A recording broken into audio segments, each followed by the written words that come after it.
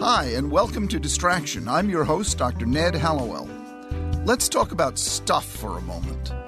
You know, all that stuff that pops up in the corners of your closets, behind your washing machine, piling up on your desk, piling up in your living room, on chairs, in hallways, just sort of taking over whatever environment you're in. Stuff can overrun your life. I spoke to Judith Kolberg, a professional organizer who helps people rein in their stuff, their clutter. Thank you for joining me for my podcast. I've known about you for some time. Yeah, likewise.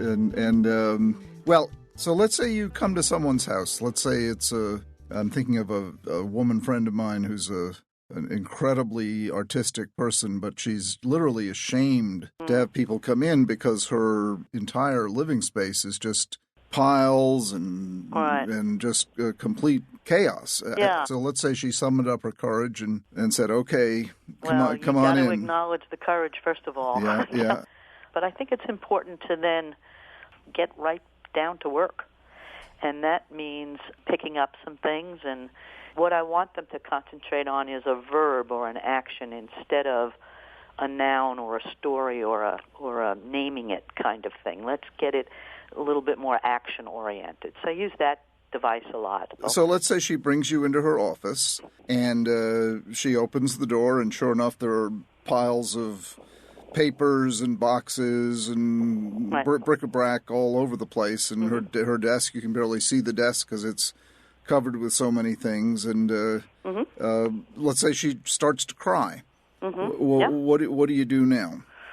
I think one of the things that we've learned the most is that organizing really indeed is an emotional experience. Yes. It's not just an administrative experience. Yes. You know, letting things go is really different than throwing things away. Yes. Well, let's say she just says, "I don't know where to start." What would you? I often say it doesn't matter.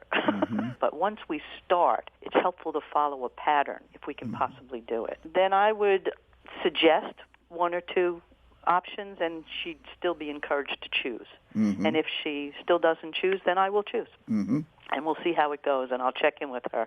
Is this too hard? Are we going too fast? Yeah. Would you begin to categorize all the stuff?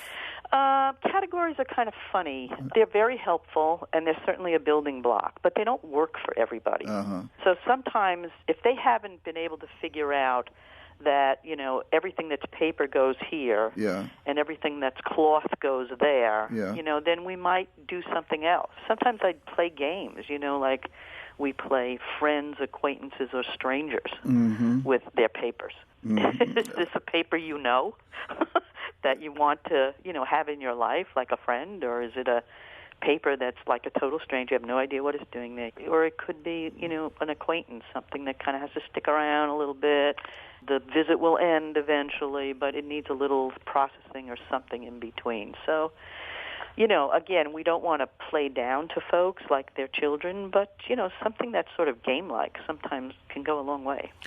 Oh, my God, no, that's brilliant. Friends, acquaintances, or strangers. It's an old, trusty method that came up very early in my career and works really well with what you were mentioning before, you know, emotional stuff, especially things like books, you know, or clothing, and for women, shoes, you know, the things that they're really close to emotionally. Today, you need like a huge variety of deacquisition methods. So I bring flashcards with me that have each one of these methods on it. And on the back, it says the kinds of stuff that works best with that method. You know, so there's some education that goes on.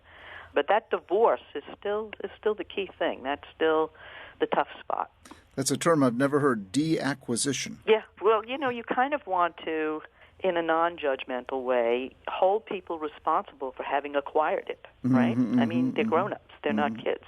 This is their stuff. And just like I respect their stuff, they have to respect their decisions about their stuff. And, you know, you can't have a situation where there's no flow. You can't just acquire.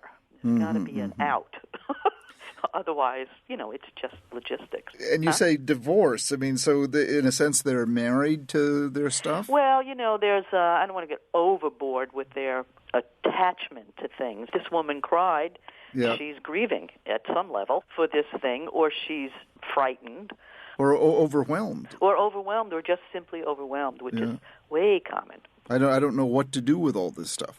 Yeah, but I do. I tell them. That's great. So you can offload that to me, but let's participate together in the decision. Just when you just said that, I could feel a sense of relief. So you know, I do. And you have a Rolodex of deacquisition possibilities. Yeah, this is knowable. Yeah. This is not mysterious and has to be this dark cloud overwhelming thing. Sometimes I don't want to minimize the experience for them emotionally. But I also say there's a way out. I know it. I've done it with others. You're not completely off the grid here. Well, this is wonderful. I'm so pleased to meet you in the modern way. And Judith, you are really a master in the field, and it's a treat to have you on this podcast. Great. I hope we can do something together again in the future. Thank you so much. Okay. You're welcome. Care. Bye-bye. Bye-bye. Well, that's our mini for today. Thanks as always for listening, and please connect with us on our website at distractionpodcast.com. Distraction is produced by Collisions, the podcast division of CRN International. Collisions, podcasts for curious people.